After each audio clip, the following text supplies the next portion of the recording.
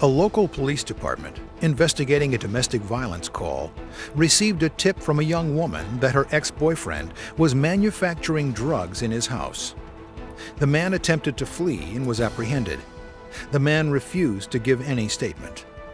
The officers entered the house, which was set up like a typical drug lab making crystal meth. Chemicals such as hydrogen peroxide were laid out on the workbench in their original packaging. One of the officers collected a small amount of a white crystalline substance and conducted a field test to determine if it was narcotics. The substance exploded when it came in contact with the testing solution. The officer lost 2 fingers on one hand. The other officers then pulled back, evacuated the block, and called the bomb squad. The bomb squad and the hazmat unit conducted a joint operation in the rat's nest of a home. Everything was jumbled together: drugs, precursor chemicals, metals, and open jugs of acid. It rapidly became clear that HMTD, TATP, lead azide, and other explosive chemicals were being mixed alongside narcotics. There were also some partially completed IEDs employing these mixtures. None of the homemade mixtures were labeled, and some were stored in the refrigerator. The bomb squad and hazmat unit, in cooperation with ATF, determined that the best approach was to send in the robot to remove the substances that could be taken out in containers and placed in the bomb trailer. Although this approach was more time-consuming, it kept the techs out of danger. The substances were categorized as they came out, photographed, and appropriately routed to hazmat or for disposal. None of the closed jars of suspected explosives were opened. Care was taken to minimize the time spent in human contact with the explosives. Open substances on the counter were remotely desensitized in chloroform and then moved for disposal. Disposals could not be conducted on site because of the high population density. The substances were moved via a convoy with rolling blockades to the nearest suitable location and remotely detonated in numerous small shots. In this case, many of the operational details were carried out properly.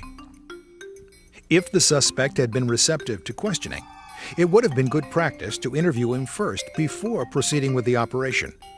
He may have given you information that would have assisted in planning the operation. However, information from suspects must be checked and verified, not simply taken as truthful. In a home lab such as this, it is of paramount importance that you know what you are dealing with. The officer who was injured did not expect that he might be dealing with a substance other than a narcotic. In fact, HMTD and TATP can look nearly identical to narcotics, such as crystal meth or crack cocaine.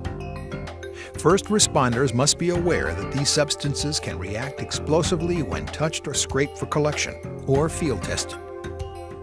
In this case, the presence of labeled precursor chemicals like hydrogen peroxide should have been a warning sign. A vinegar-like odor may also be associated with TATP.